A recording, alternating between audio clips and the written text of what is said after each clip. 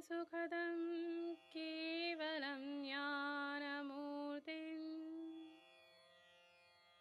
द्वन्द्वातीतं गगनसदृशं तत्त्वमस्यादिलक्ष्यम्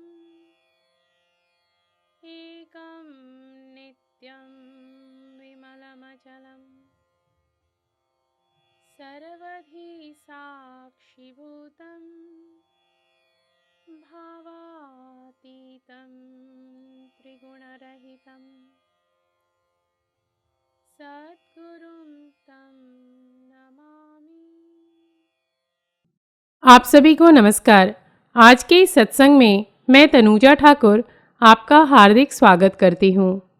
हमारे श्री गुरु एवं वैदिक उपासना पीठ के प्रेरणा स्रोत परात्पर गुरु परम पूज्य डॉक्टर जयंत वाड़ाजी आठवले एवं हमारे आराध्य देव भगवान शिव के चरणों में वंदन कर आज का सत्संग आरंभ करती हूँ।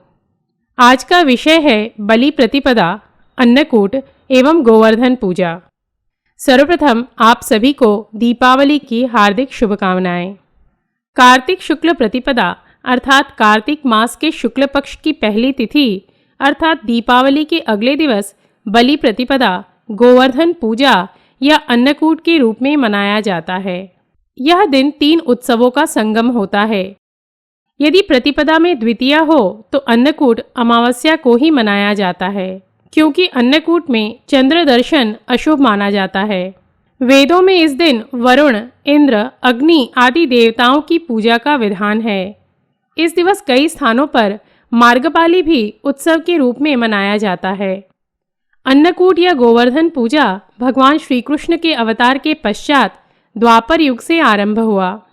भगवान श्री कृष्ण ने आज के ही दिन इंद्र का मानमर्दन कर गिरिराज पूजन किया था। इस दिन मंदिरों में अन्नकूट किया जाता है। इस त्योहार के अंतर्गत वैष्णव 56 प्रकार या 108 प्रकार के व्यंजन बनाकर भगवान के श्रीचरणों में अर्पण करते हैं एवं भगवान के भक्तों को भोजन कराते हैं। अन्नकूट यथार्थ में गोवर्धन पूजा का ही समारोह है। प्राचीन काल में व्रज के संपूर्ण नर नारी अनेक पदार्थों से इंद्र का पूजन करते एवं नाना प्रकार के व्यंजन बनाकर भोग लगाते थे, किंतु भगवान श्री कृष्ण ने अपनी बाल्यावस्था में ही इंद्र की पूजा को निषिद्ध बताकर गोवर्धन का पूजा करवाया और स्वयं ही दूसरे स्वरूप से गोवर्धन बनकर अर्पण की हुई संपूर्ण भोजन सामग्री का भोग लगाया।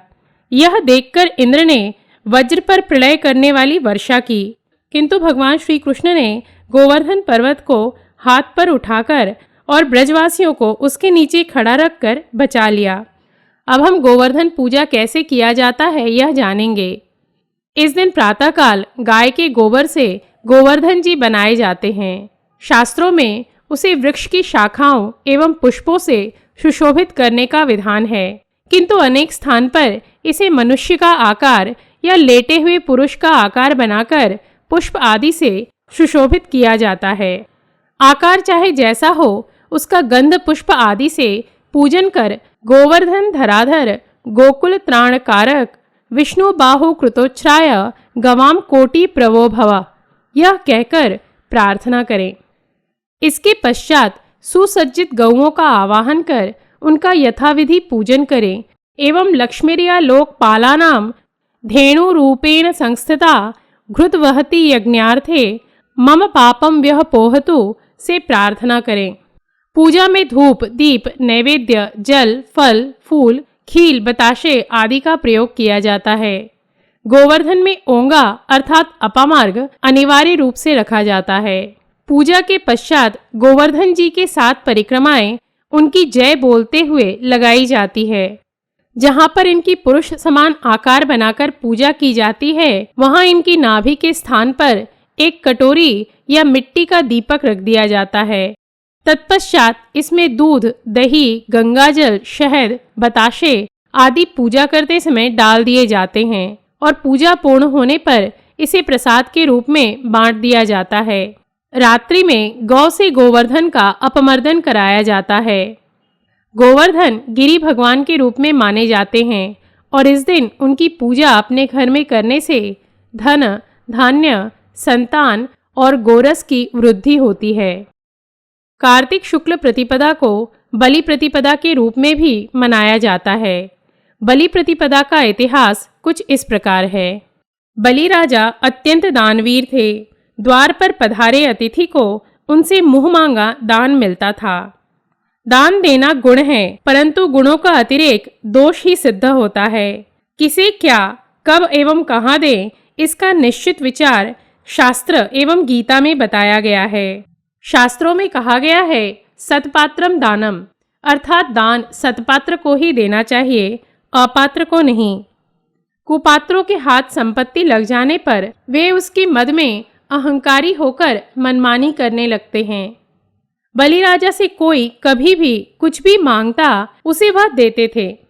तब भगवान श्री विष्णु ने ब्रह्मचारी बालक का अर्थात वामन का अवतार लिया। ब्रह्मचारी बालक छोटा होता है और वह ओम भवती भिक्षाम देहि अर्थात भिक्षा दें ऐसा कहता है। विष्णु ने वामन अवतार लिया एवं बलि राजा के पास जाकर भिक्षा मांगी। बलि राजा ने पूछा क्या चाहिए। तब वामन ने त्रिपाद भूमिदान मांगा। वामन कौन है एवं इस दान से क्या होगा, इसका ज्ञान न होने के कारण बलि राजा ने इस वामन को त्रिपाद भूमि दान कर दी। इसके साथ ही वामन ने विराट रूप धारण कर एक पैर से समस्त पृथ्वी नाप ली, दूसरे पैर से अंतरिक्ष एवं तत्पश्चात बलि राजा से पूछा तीसरा पैर कहाँ रखूं। उसने उत्तर दिया तीसरा पैर मेरे मस्तक पर रखें। तब तीसरा पैर उसके मस्तक पर रख उसे पाताल में भेजने का निश्चय कर वामन ने बलि राजा से कहा तुम्हें कोई वर मांगना हो तो मांग लो। बलि राजा ने वर मांगते हुए कहा कि अब पृथ्वी पर मेरा समस्त राज्य समाप्त होने को है एवं आप मुझे पाताल में भेजने वाले हैं। ऐसे में 3 कदमों के इस प्रसंग के प्रतीक रूप पृथ्वी पर प्रतिवर्ष कम से कम 3 दिन मेरे राज्य के रूप में माने जाएं। प्रभु एवं यम प्रत्यर्थ दीपदान करने वालों को यम यातनाएं न हो, उसे अपमृत्यु न आए, उसके घर पर सदा लक्ष्मी का वास हो। ये 3 दिन अर्थात कार्तिक कृष्ण चतुर्दशी, अमावस्या एवं शुक्ल प्रतिपदा, इसे बलि राज्य कहते हैं। बलि प्रतिपदा का एक और महत्व है। यह 3.5 शुभ मुहूर्तों में से अर्ध मुहूर्त है।